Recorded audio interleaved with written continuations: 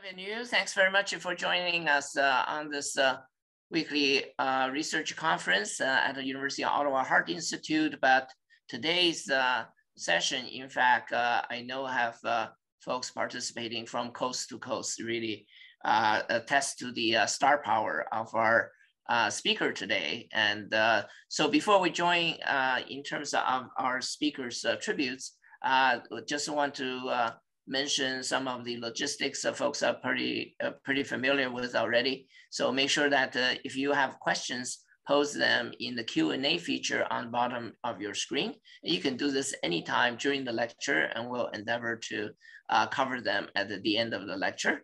And we'll also be accepting live questions, and you can use the hands up feature at the end of the presentation. We'll invite you to join the panel and have the ability to ask questions in person, or use the chat feature if you have any technical difficulties, and Kelsey or Allison will make sure you can join successfully.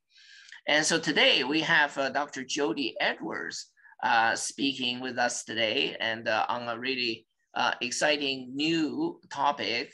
And she's the director of the Brain and Heart Nexus Research Program here at the University of Ottawa Heart Institute.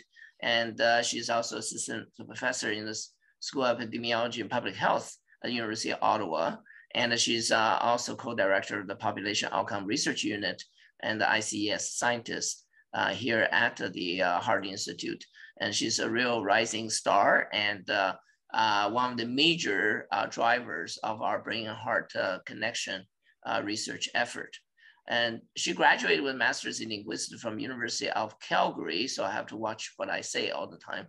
She completed a PhD in neurophysiology at UBC, then pursued postdoctoral fellowship in the cardiovascular determinants of dementia with Dr. Sandra Black, who's of course, one of the pioneers in the area of small vessel disease and the brain and heart connections. And Sunnybrook Research Institute supports through Canadian Partnership for Stroke Recovery. And Dr. Edwards' research expertise is in cardiovascular epidemiology and also in terms of risk assessment and predictive modeling for brain and heart interface and the personalized clinical prediction tools and neuromodulation intervention for recovery. And it's really on this latter aspect that Jodi will speak with us today. And for her research, she's received funding from the CIHR, Canadian Cardiovascular Society, Heart and Stroke Foundation, and Brain Canada. And so she was the Heart and Stroke Foundation National New Investigator. And she also is leading investigator. She's been awarded with the Investigator of the Year and also Faculty of Medicine Early Career Researcher of the Year awards, plus many others.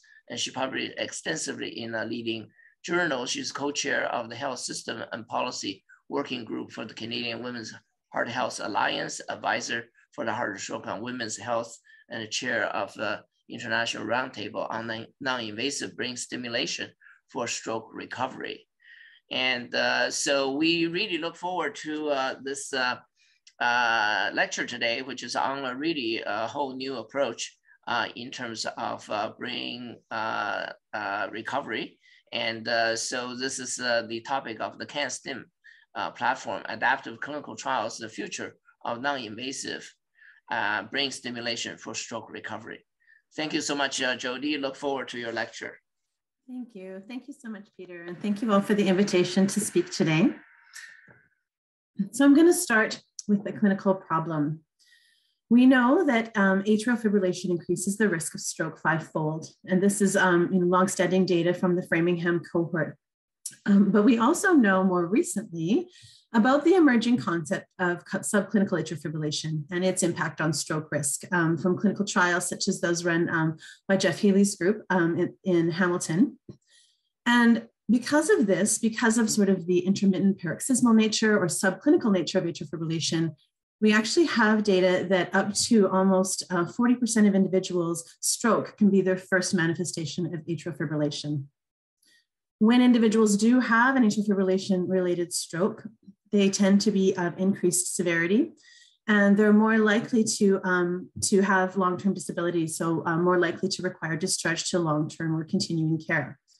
And we also know that in terms of stroke rehabilitation, individuals with atrial fibrillation-related stroke tend to have show less functional improvement, which increases their long-term recurrent risk.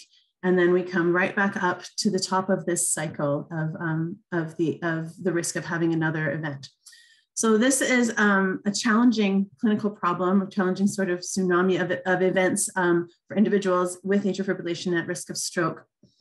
And as many of you know, a major core focus of my research program is doing population-based analytics with data sources such as those housed at ICES and large international cohorts such as the Regards and the Cardiovascular Health Study to try and focus and look at this part of the clinical problem, this part of the circle over here, looking for markers of prodromal markers of abnormality prior to the onset of atrial fibrillation to kind of mitigate and identify those at high risk. But today I'm going to actually speak about another aspect of my program, which I haven't highlighted as much in this setting before, but which has undergone a lot of sort of recent activity. And so I thought it would be a great opportunity today to highlight this. And this is called the CanStim Platform. And the focus of this is more over here with respect to stroke rehabilitation, optimizing outcomes on that end. So non-invasive brain stimulation is the modality that we use in the CanStim platform. It's actually, these are a set of technologies and techniques that allow us to safely and non-invasively modulate the excitability of the brain. And this can be achieved both via electromagnetic stimulation or a direct electrical current. So there's a couple of different modalities that you can do this. In terms of electromagnetic modalities, transcranial magnetic stimulation is sort of the most common technique. And then there's other forms such as transcranial direct current stimulation, which is the one that's focused more on electrical application. So today, for the purposes of this talk and for the CanStim platform, we have focused on transcranial magnetic stimulation. So this technique has been around for quite some time. Its first publication, sort of application and demonstration of use in man was way back in 1985, published in The Lancet. And so what it is a technique that in its simplest form just involves applying a single stimulus that's delivered over the scalp non-invasively over a target within the cortex. So if you see this coil, when you trigger the coil, current flows down through the figure-of-8 coil in opposite directions. And this generates a rapidly changing magnetic field that is perpendicular to the electrical field coming through the coil. This transverses the scalp and all the layers in between and can generate then a cortical electrical activity within the neurons in the scalp or in the cortex. So for example, here, a little bit more description, we have the electrical field that's produced, and here's the perpendicular magnetic field. What it actually induces is this electrical field within the cortex, and it causes an action potential within networks of these intracortical neurons. These intracortical neurons, they synapse down to the pyramidal spinal tract, the cortical spinal tract, and send a descending volley down that spinal tract, which then innervates the muscles and creates some activity, a muscle or motor response. This is measured and quantified as what's called a motor evoked potential. And the amplitude of this potential, and this is measured with EMG, so electromyography, on the affected arm. And so the amplitude of this motor evoked potential is a direct measure of the intensity of the pulse that was applied over the scalp. So this is the concept of what transcranial magnetic stimulation is and how it can induce electrical activity within the brain. So this has been tested and applied experimentally in multiple clinical populations. Some of the most common include lots of indications in depression and other types of movement disorders, dystonia, tinnitus, pain, and of course has applications and a long-standing history in the stroke population. So our interest in it with respect to stroke is really as an adjunctive therapy that can help to support or optimize neuroplasticity for post-stroke recovery. So there's multiple factors that contribute to impairment after a stroke. Individuals from the affected hemisphere can lose the projections down, the white matter projections within those white matter tracts, and also those connecting to that corticospinal tract.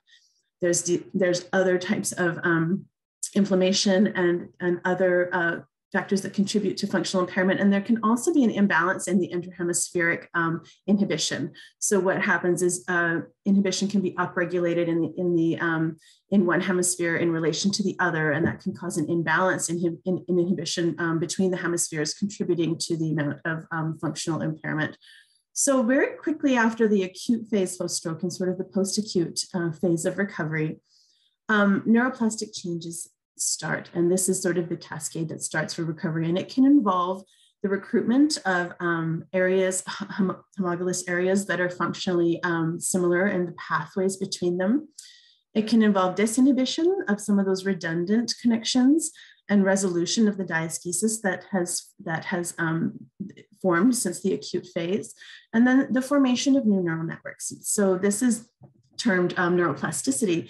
And this is the type of change that we want to support with therapy in terms of stroke rehab and optimizing recovery, these neuroplastic changes. And this plasticity in the motor system may relate to the integrity of that cortical spinal tract that we showed the descending volley of the TMS. So for that reason, using this modality gives us a direct measure of the integrity of the tract and how its impact is on the formation of those new networks and neuroplastic change. So this is, there's a real clinical need for therapies that can sort of support and optimize this, because there's a very much a challenge in terms of the dose requirements that are involved to induce these neuroplastic changes that might support and optimize recovery of functional impairment after stroke. So the Canadian best practices recommendations, this is the most recent update, in 2019 update, indicate and recommend 3 hours per day of direct task-specific therapy 5 days a week for optimal recovery of motor function post-stroke. So task-specific therapy is the standard of care in terms of stroke rehabilitation. However, there's been some evidence to indicate that these targets are really challenging to meet. So Dr. Rob Teasel's group has looked at this extensively and shown that despite the recommended 3 hours per day, that the majority of patients actually only receive 37 minutes per day.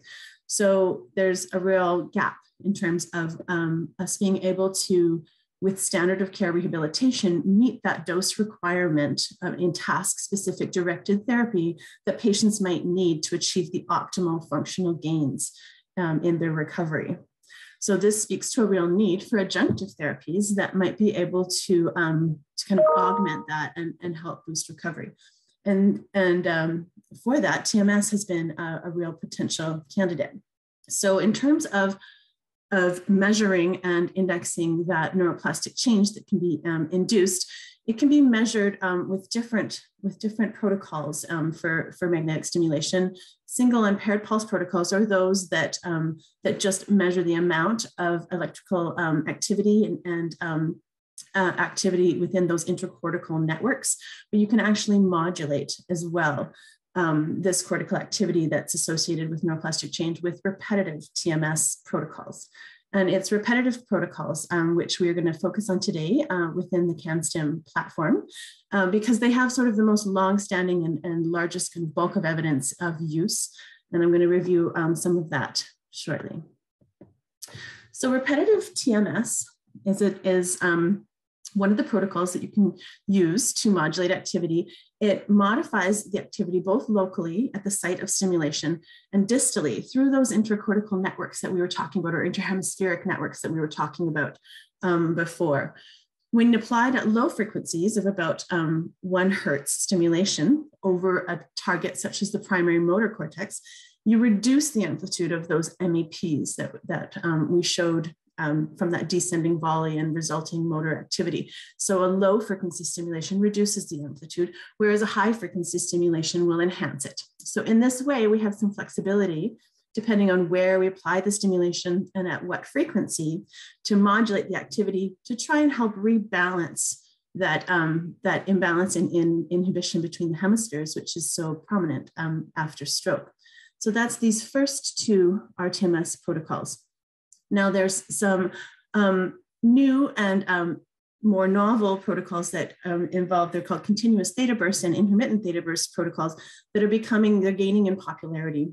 And they involve just a more rapid application of a 5 hertz stimulation as well in 50 hertz bursts over a 2-second period. So they're a little bit just more focal and rapidly applied than the repetitive techniques.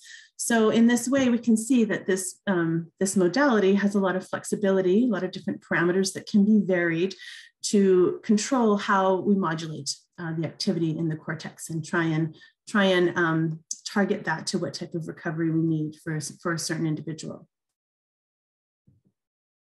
So how has it been working? So since in the 37 years since that first Lancet paper came out, there's been a lot of experimental literature looking at TMS in stroke populations, and it has been established that indeed we do note and observe changes in cortical excitability. So this is a meta-analysis published very recently this year of 61 studies that demonstrates that there is evidence for significant decreases in the resting motor threshold associated with the application of low frequency repetitive TMS in the affected hemisphere. And then MEP amplitudes are also decreased by over 20% after both single and multiple sessions as well.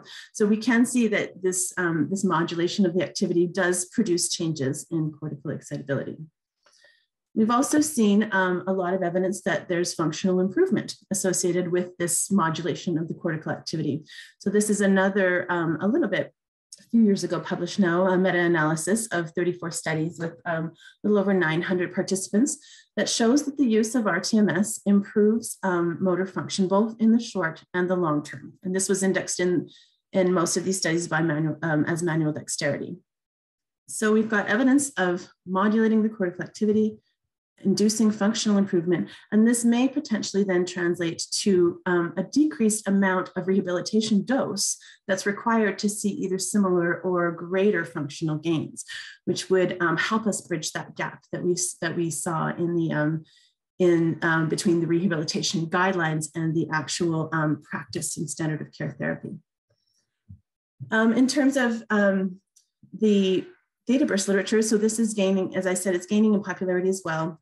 There's a lot of preliminary studies also showing support, showing improved functional outcomes, such as performance on the Wolf Motor Task and the Fugl-Meyer assessment. And so, but there's also comparable studies that show that comparing it to the repetitive protocols, that there's no improvement over and above a more standard repetitive technique. So I think that this is a little bit early days. These are more preliminary studies. And as I said, this modality and protocol is gaining in popularity, and there's lots of work in this area. So I think it's an area to watch in future. It's going to be rapidly evolving.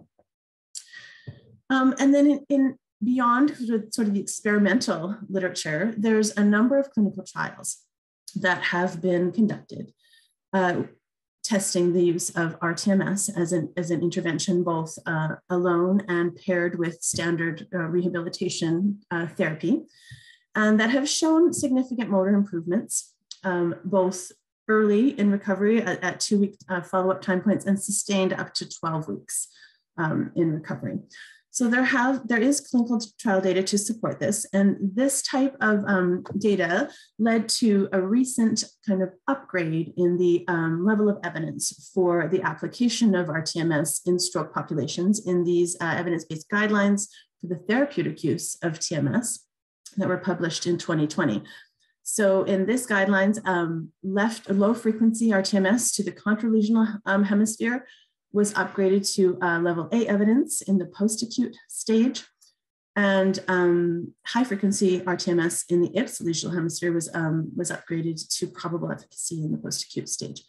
So there's some indication here that we may have the ability to try and begin translating this to clinic and using and showing sort of clinical indication for TMS in stroke populations. However, we still have another major gap here. We have a second gap here in translation to practice. So in Canada at the moment, the only approved clinical indication for the use of TMS is for major depressive disorder. And there are currently no stroke rehabilitation clinics that implement TMS as an adjunctive therapy as standard of care for stroke patients.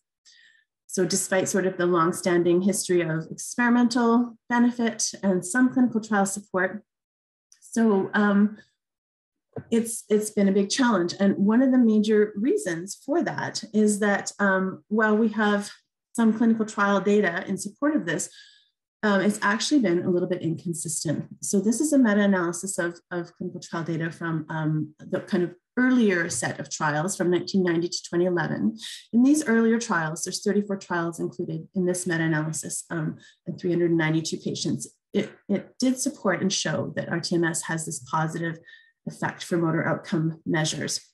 However, in a more recent meta-analysis of admittedly fewer trials, but from a more recent period from 2007 to 2014, this study showed that the combination of RTMS and upper limb training was not superior to just upper limb training alone. So there are some conflicting findings. And I will also note, you'll note across these clinical trials, there was 34 trials in this meta-analysis and only 392 participants. So these are very small trials, over the span of it. And even this one, the largest N was 44. Okay, so this points us to some of what we think in the CanStim platform and some of the rationale for the platform in terms of the barriers and challenges for bridging this gap number 2, the translational gap, is that we really have a lot of experimental evidence of benefit, a number of clinical trials, but there's a lack of large clinical trials consistently showing efficacy of this technique for stroke recovery. There are a few more recent trials. These continue to come out. The end of this one was 60, so we're starting to kind of gain a critical mass of some trial data. And this was published in 2018 and also showed evidence of benefit for both high and low frequency applications of RTMS compared to sham in terms of motor function. And there's been a sort of popping up everywhere these days, a huge interest in the use of TBS in the trial setting. So there's protocol papers coming out everywhere. So it looks like there's going to be a lot of clinical trial data kind of forthcoming that is going to be using these theta burst protocols and trying to see if they can kind of advance the field in any way. So, but because of this gap, as I said, we really don't see a use of this in stroke rehabilitation to date. So as I have identified, we think one of the main contributors is the lack of large-scale clinical trials. So, really supporting the sample sizes to determine treatment response, determine efficacy, and that there's some variability. So while the earlier trials seem to support the use of it, it seems that there's been also a number of more recent negative trials that have not, consistently shown benefit. So what do we make of this, and how do we then try and tackle this barrier to bridge the gap? One of the big challenges is that stimulation itself, there's multiple parameters that can be just slightly modified, and stroke patients themselves as well are very heterogeneous. So in order to consistently and systematically vary each of those protocols within different patient populations, you would need to run many, many clinical trials, each one turning on or off a specific parameter to really identify and hone in on that optimal protocol to demonstrate efficacy. So we have stimulation frequency. You can either stimulate at high or low frequencies. You can stimulate ipsilesionally or contralesionally. The lesion itself can be located cortically or subcortically. What therapy do you pair this with? Do you do it with, the therapy that's constraint-induced therapy, or do you go with other types of sort of level A evidence therapy for directed task dose response? Where do you look at the timing post-stroke? So do you apply this in the acute phase, sort of subacute, or chronic? So because there are so many parameters, both related to the patient themselves and the type of stimulation, it becomes very difficult to think about designing one or even multiple clinical trials that could sort of systematically answer these questions. So that becomes a very big challenge. So that was really kind of the foundation and the rationale for our creation of what's called the Canadian Platform for Non-Invasive Brain Stimulation, or CanStim. The principal investigators are myself, Dr. Alexander Thiel, and Dr. Numa Dankhaus. Alex is at McGill and Numa is at the University de Montréal. And so we, in late 2020, were awarded funding by Brain Canada in partnership with the Canadian Partnership of Stroke Recovery to establish this national platform to try and answer some of these questions and really try and address some of these gaps. We decided to establish a multi-center, several sites clinical trials platform that has an embedded and integrated preclinical arm in order to try and optimize a protocol that we can then test on the platform to demonstrate efficacy. So this was funding for this initiated January 2021. And we have multiple sites who are actively recruiting. So as I said, we have a little bit of a unique structure. We have two arms to the platform, the preclinical arm and the clinical trials arm. And the entire premise and goal of the CanStim platform is that these are very integrated. So we have all of those questions about all those parameters that can be varied and which we have kind of variable and inconsistent evidence about in the experimental literature. Which side do we stimulate? At what frequency? At what stage post-stroke? All of these questions we are planning and actively right now testing in our preclinical arm. And as we answer some of those questions and hone in on an optimized protocol, then that will feed directly into the clinical trials arm, and we will test that protocol on the trial arm. So here's our sites across Canada to date, from coast to one coast. We have sites at UBC and Calgary, my site here at uOttawa, 3 sites in Quebec, 2 in Montreal and 1 in Quebec City, and also a clinical site in Newfoundland. We have 2 preclinical sites, 1 at Queen's and 1 at the University de Montréal. Here's our sites as mentioned. So as indicated, from my particular clinical trial site, we have established a TMS lab at Bruyère Research Institute. So last year as well, after the awarding of the CanStim Platform grant, I was awarded through CFI, through the JELF, the JELF funding mechanism for the Leaders Initiative, some funding to establish the infrastructure for the TMS lab for my site at Bruyère. And we have the equipment and are actively recruiting.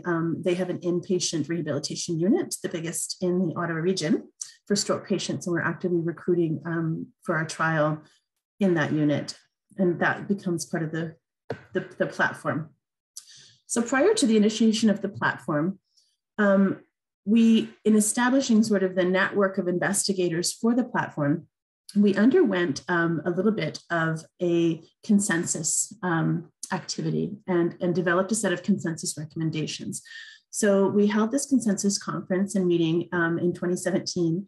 And what we did was we identified these 4 areas where, as mentioned, there's a lot of sort of question of what is the evidence showing about when to stimulate, who are the patient populations that is going to benefit most from targeting stimulation?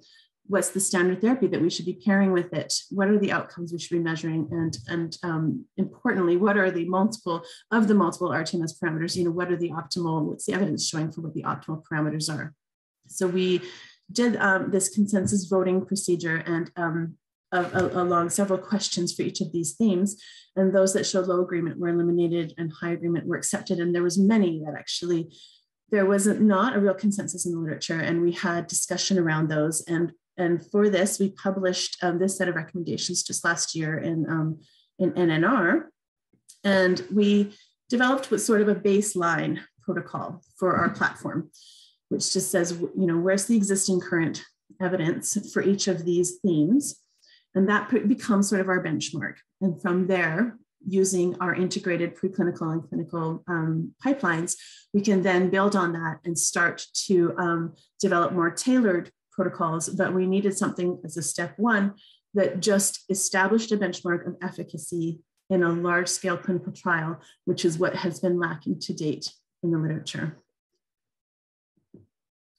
So in terms of our optimization of our protocols, as you saw in those recommendations, we had several recommendations according to each of those themes, but there was several where we were quite broad in our inclusion because there wasn't enough evidence to support. So for example, one of those kind of questions is whether or not the lesion, the patients with lesions, cortical or subcortical, will benefit more. We found that there wasn't really evidence to indicate either way. So our initial benchmark protocol includes all patients with lesions that can be cortical or subcortical. And then this is one of the first questions that we've started to address within our non-human primate preclinical model. So we're establishing a number of projects in this arm of the platform that use neuronal recording techniques to optimize these protocols and look at some of these questions that will then inform the clinical trial arm of the platform. So recordings and behavior are both administered and recorded and measured before and after the TMS in individual sessions. And this aspect of the arm is led by Dr. Numa Dankhouse out of University of Laval. And then within the clinical arm, we are beginning with our baseline benchmark protocol to just establish feasibility at this time. So we have a clinical trial that is currently running, and it's a feasibility trial. And this trial is designed to simply begin the process of establishing the platform and the network of sites, establish recruitment protocols within each site, determine that we can effectively recruit and test individuals at each of the sites in our standard or benchmark protocol. So this protocol was adapted specifically to the Canadian stroke rehabilitation pathway. So that was part of a lot of the consensus discussion, was that balance between what the evidence showed and what's feasible within the way we structure our delivery of stroke rehabilitation care in Canada. Our dose of upper extremity therapy that was selected in our protocol follows the Canadian best practice recommendations. And we have a control treatment with known effects, which is the grasp therapy. And we've paired that with repetitive stimulation as a replacement of standard of care intervention. So individuals are recruited into this and randomized to two different arms. They will either receive contralesional low frequency stimulation plus the grasp therapeutic therapy or sham TMS. And this is occurs 15 days, so 5 sessions for 3 whole weeks. And then we have a number of primary and secondary outcome measures. So the primary are established measures of motor function, such as the Fugel-Meyer assessment and the modified Rankin scale. And then we have some patient-directed secondary outcomes, which we'll also use as exploratory.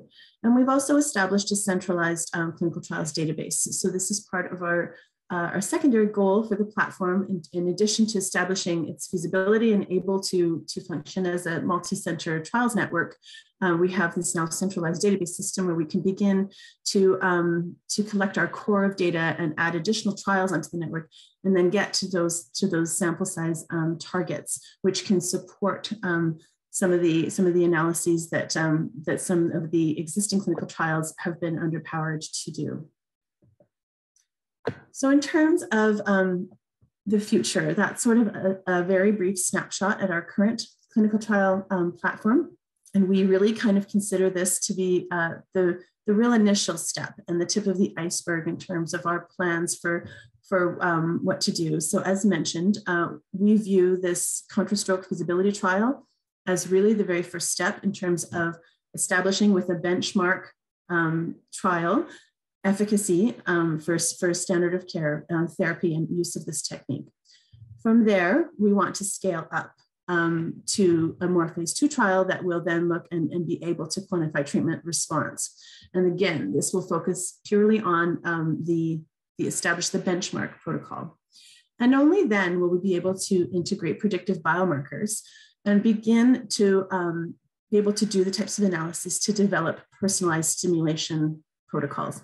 This will be critical to have input from our preclinical arm for this to look at tailoring therapy. So we all know that the goal is that everyone would like individualized stimulation based on a patient's characteristics and to optimize therapy just for them. But we felt that the first step was just to, in a large clinical trial setting, establish efficacy first within a benchmark protocol that was evidence-based, which is what we're currently doing, and then layering in some of the predictive markers that show evidence of prediction of outcome, and then being able from there to integrate elements such as EDI to then develop tailored and personalized stimulation protocols.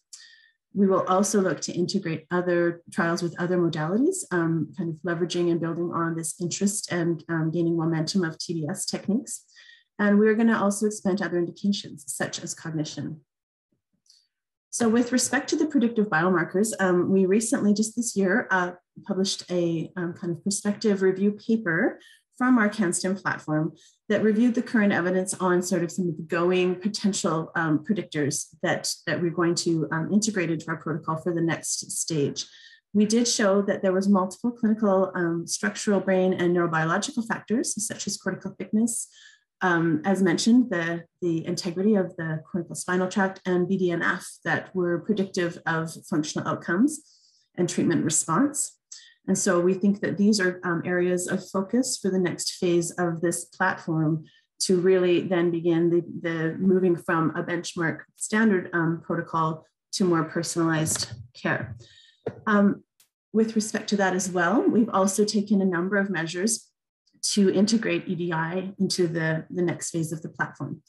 So with this platform grant, we also have applied for an expansion grant to focus on sex and gender. And there's going to be some announcements regarding this grant later this week, in fact. But if successful, this would enable us to look at some sex-specific risk factors, including genotyping and blood-based biomarkers, and also integrate a gender index. And the goal of this expansion grant would then be to embed this component of sex-specific considerations into the platform itself. So any future trial that is run on the platform would have a mechanism to also examine sex and gender factors. Within our preclinical arm, we also have the ability to expand EDI with respect to the ability to test within the mouse or within the model, the non-human primate and expanding out to mouse models, we can test animals with greater severity and disability, which correspond to those populations which aren't typically recruited into clinical trials. So often there are there's selection criteria which limit the amount of disability for individuals in clinical trials. But with our preclinical arm, we're going to be able to optimize our protocols on a broader range of severity and disability, and also a broader range of age. And finally, we think that's something that's going to be really important to our phases moving forward are what's a new methods in trial development called adaptive platform clinical trials. So this is actually kind of one silver lining of COVID, is that there's been a lot of advancement in terms of these types of clinical trial methods, because we needed to be able to really rapidly test certain interventions and eliminate others in the setting of COVID. And so there's been a lot of development with these platform trials, which establish a meta protocol and allow for multiple interventions to be examined within one clinical trial.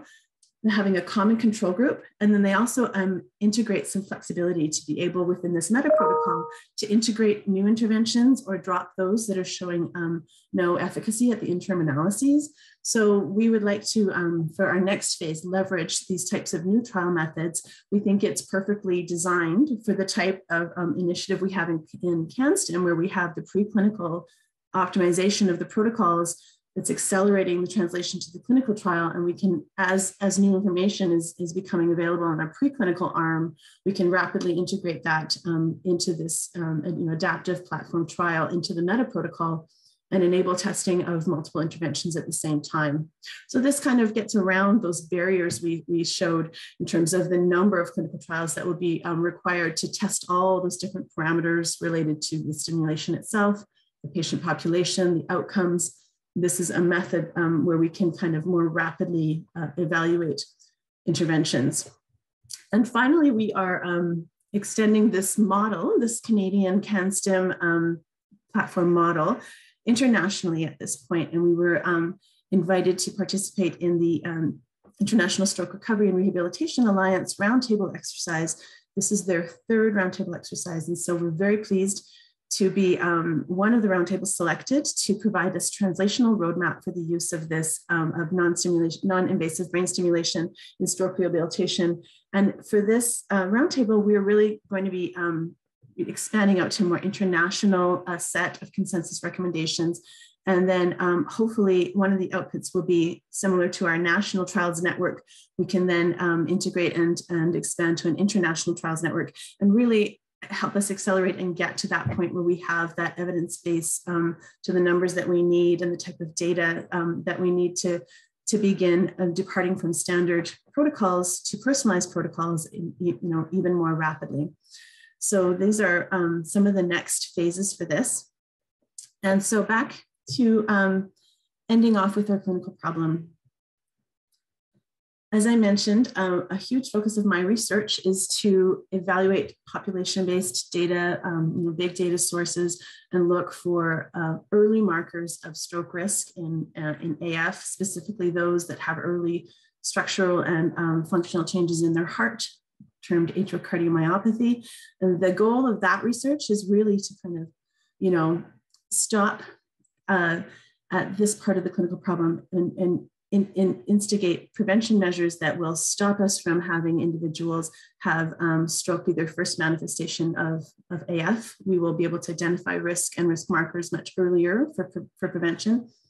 And then the CanStim platform really focuses on this end of the clinical problem, where we want to stop that recurrence, that recurrence risk cycle. We want, if there are individuals with atrial fibrillation related stroke and all other stroke etiologies as well, we want to maximize their functional improvement, give them the best odds at recovery and not being in that cycle of recurrence risk. So I'd like to thank all of my collaborators in this, of course, my CanStim co-PIs, Dr. Alexander Thiel and Dr. Numa Danghouse, and all the entire CanStim investigative team, the site leads, my own research program, the Brain and Heart Nexus research program, and it's my research associate, Dr. Lisa Sheehy, who's really been instrumental in terms of running the site at Bruyere and recruitment there, and of course my Bruyere collaborators as well, Dr. Heidi Sveistrup, who's the scientific director there, and other colleagues who do TMS work at Bruyere, and of course our funding partners. And so at this time, I would like to thank you for this kind of whirlwind tour of CanStim and everything we have on the go. And I would love to entertain anyone's questions. Thank you. Oh, thanks so much, Jodi. That's really a fantastic summary, and congratulations, obviously, on the Brain Canada funding and the CFI JOLF, to really actually enable this and now taking it to the global level. And I think from Jodi's lecture, people can appreciate in terms of the cutting edge component to the presentation. So one is obviously putting some scientific rigor, but actually putting some precision medicine components in terms of evaluation of, I guess, a complex technology, right? And to try to get around the issues of inconsistent, research results. I think that just means that, some patient benefit and others didn't. But the question is, who actually, benefit from what? So that's the key. And I think the adaptive design platform is really the ideal strategy, right? For a very complex set of intervention, with a lot of people participating, you can really maximize the efficiency of the study, without necessarily, committing, sort of one strategy and, until thousands of people are done, and then you figure out, sorry, that wasn't the one. Yeah, so, so I think this really is a very important. I agree, the COVID trials, the recovery trials from Oxford is probably the best illustration, of the power of this platform, but it's really something that cancer have done very strongly as well. And I want to also thank Jodi for another pioneer, because we're actually doing an experiment today. And so it is the embedding of EDI pearls in the lectures. And because, of importance of equity, diversity, inclusion, not only in terms of, research strategy going forward, Heart Institute, but it's really, something that is so important in terms of all aspects of research and emphasized, by the Tri-Council. And so this is, sort of another component of the active strategy, we're actually adopting. So thanks to Jodi for really actually, but this is already a very natural, you already have all these components in your studies, very much just bring forward, highlighting the importance of these components in doing a really, really rigorous scientific inquiry. And so there are now actually several questions, so maybe we'll take them. So several are from Dr. Rob Beanlands. And so Rob, sort of comments on great leadership, Jodi. And so the question is, I guess maybe we can aggregate them and then you can answer them, sort of in turn. So in the platform design, so are these patients randomized, and how is the control determined? And yeah, maybe answer that one, because the other one's a little, Yes, so they are randomized. So the inclusion criteria, they're all first stroke patients that are inpatients in the subacute phase. It's quite broad in terms of the lesion inclusion criteria, but they do have to be able to complete the rehabilitation task. So then they're randomized to each of the arms, and the control patients are randomized to the arm with the sham stimulation. So one will get active contralesional low frequency stimulation, and the other will do the same paired rehabilitation task-directed therapy, but they'll have sham. It's just exactly like the coil gets placed over the head. It's just like the experimental paradigm for the active stimulation, but there's no stimulation involved. Yeah, and I think the methodology, or the I guess it's a bit like a data safety monitoring committee, except they actually have embedded methodology in there, right? That then you can actually review data at certain intervals, and then before deciding, for example, to add an arm or drop an arm, or depending on what the criteria. In the adaptive protocol, certainly, but even in our standard clinical protocol, it's the randomized to active versus sham stimulation, and that's how we determine the control arm. Absolutely. Yeah. So Rob has an additional question. Is there any plan to integrate the brain and the heart surface, for example, beyond atrial fibrillation? Yeah, certainly. I mean, I have a strong interest in this, of course, beyond AF. I mean, AF is our natural kind of target population with respect to stroke risk, as I highlighted. And then as you saw kind of in our future trajectory, there's a lot of interest in expanding this type of intervention out to individuals with cognitive impairment, cognitive decline. And I think that is a natural kind of a way that we can look to integrate the brain-heart interface, patients with cognitive decline with a number of cardiac comorbidities. So that's certainly in the plan. Okay, I'm going to insert my question, which I bugged Jodi, and I'm not sure she really welcomed this question. And that is that it's so wonderful actually to see this, for the brain, which is, I think, very logical, right? Because brain is the electrical organ, and that you will be able to I mean, you can actually map the circuits practically, right? And then that's the whole idea behind this. And it's why I think Which is why I think the yield in depression, is so high. Yes, right? Exactly. Right. Yeah. And I hear advertising on TV or radio, that the people are now opening these clinics for obesity, everything else. Mm-hmm. But my question is, how about the heart? The heart is also electrical organ. Mm-hmm. It gets MI, injury. Right now we really actually don't necessarily do very much except maybe exercise is probably the only thing we do. And yeah. I'm always, curious, certainly mm-hmm. there are electrical stimulation therapies, like cardiac, resynchronization, which works really well. So, yeah. What do you think? Well, I mean, I think first I'll say that it's a completely uncharted territory. There have been not very many, kind of applications to purely cardiac populations. It's been primarily, of course, used in neurological populations. But it's funny that you say that, because it's important to remember that this is an adjunct therapy. So most of the evidence around the benefit is really with respect to in adjunct to some standard of care therapy. So doing stimulation alone will not optimize recovery as much as the stimulation really sort of primes the brain for that neuroplastic change to benefit from the rehabilitation dose rather than being a substitute for it. But it's interesting that you say that with respect to exercise, because little does Dr. Jennifer Reed know, but she's shortly returning from her mat leave, and I already have plans to collaborate with her in terms of pairing this with exercise interventions with her AF population. So I think that this is, as I said, uncharted, but an area of huge potential. Yeah. So I can write a protocol with you for heart failure or MI. So yeah. And a question from Emilio, and that is that what type of disability, I guess, in the patients you're considering? So obviously some of these will already have stroke, but what the range of the abnormalities? Yeah. So right now we're focused exclusively on the stroke population, but we have plans to expand that out to cognitive impairment in the future. But what I think is the real benefit of having our integrated preclinical and clinical platform is, as I mentioned, within the preclinical models, we can test some of these parameters and protocols within a broader range of severity than those patients that would typically be recruited into and selected into a clinical trial.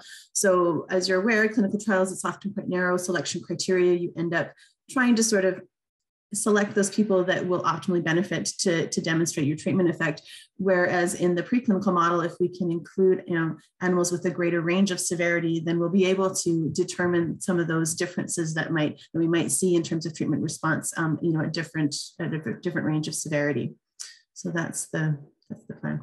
Yeah, so there could be actually kind of a more optimal or sweet spot, in which you get the maximum effect, or sort of the type of tailoring. Yeah, there are different type of stimulation that people at higher burden of severity respond to versus, and that might get washed away in a more standard clinical trial design. Absolutely. Yeah. So I think really the ability to customize, right? This is truly an area where precision medicine is the top of mind because of the dynamic, flexible nature of the stimulus. So another question, or this is the final question in the box here, is are there any plans to include brain imaging in these trials? Yes. Yeah, so sorry, I didn't mention that. We already have brain imaging as part of our feasibility trial protocol. So one of the features of this trial and the protocol itself is that we are using neuronavigation to target the stimulation site. And this is specifically to kind of address and mitigate the potential for measurement error across multiple sites. But because we're using a neuronavigated system to focus, to apply really focal stimulation to the primary motor cortex, we have brain imaging that's involved in that, and we target to the individual's T1 images. And then also we have an expanded protocol for brain imaging that's beyond the feasibility trial up to the phase 2 trial, where we will include a number of imaging parameters, including resting state and DTI imaging, and those will become part of the predictive biomarkers that we're going to be testing in that next phase of the trial. Yeah, I think that'll be very exciting, right? Because you'll be able to look at the structure and functional components, in addition to the behavior, or the motor outputs and things like that. Yeah. Exactly. So this is fantastic. Maybe just one final question. That is that when you take this to the global level, which is really exciting, and this is obviously ideal direction, especially when you want to have a larger sample size and things like that. Are there huge differences in practice? Because I'm always kind of curious. When you actually have a technology, certainly we've been surprised that sort of the Europeans and North American, so there are sometimes difference in philosophy, could be historical, could be sort of the medical system and things like that. So are there sort of different approaches to brain stimulation around the world? Yeah. Yes, so this will not be a simple endeavor. There's multiple differences. So even just in North America, of course, between our sort of stroke rehabilitation, care provision pathway versus the Americans, I would say ours is probably a lot more similar to the European model in terms of how the length of stay for individuals and the fact that we keep people as inpatient stroke rehabilitation for longer. So for example, for our feasibility trial, we're recruiting as an inpatient population who would already be outpatient in the American system. Wow. So there's those kinds of challenges. I think there's major challenges or differences internationally between the use of the modalities. So really groups in Japan and have been kind of at the forefront of innovating the use of continuous theta burst type protocols. So they're kind of a lot farther along the line in using these modalities, I would say. So I think that we're going to have to look to other jurisdictions' expertise in terms of what they found. And of course, there's the underlying stroke risk amongst different populations. So of course, the baseline risk characteristics and factors will differ among populations of different cultural backgrounds and lifestyle factors. So yeah, we're going to have a real moving target in terms of trying to sort of synthesize and develop recommendations that will be flexible to adapt internationally, but we like a challenge. Yeah, but it's interesting. You can then actually learn, very quickly amongst all these different folks. Yeah. Okay. So the people in the question in the chat, I don't see. So there's a question, I guess. Oh, okay. Yes, I think it's actually tailoring strategies. Yeah. Okay. Yeah. So then I think just like to thank Jodi again for this really illuminating and sort of cutting edge talk. Is something that I think is new to a lot of people, but at the same time really underscores a lot of the very important efforts, especially from general research approach point of view, right? In terms of the innovative thinking, the preclinical with the clinical, the ability to conduct precision strategies in a relatively complex population, and at the same time, using adaptive trial design and it's really actually sort of getting the best tools together, right? To address a very important, intriguing question, and so Canada, would be a leading edge in this whole field, and Jodi certainly will be a leader in that area. And also, thank you very much for doing the EDI Pearls. So this will be a landmark moment, and and others will be following a great example. Yeah. So thank you again, for the wonderful talk, and thanks everybody for joining us, from near and far. And so look forward to collaboration with everybody. Take good care. Thanks, Peter.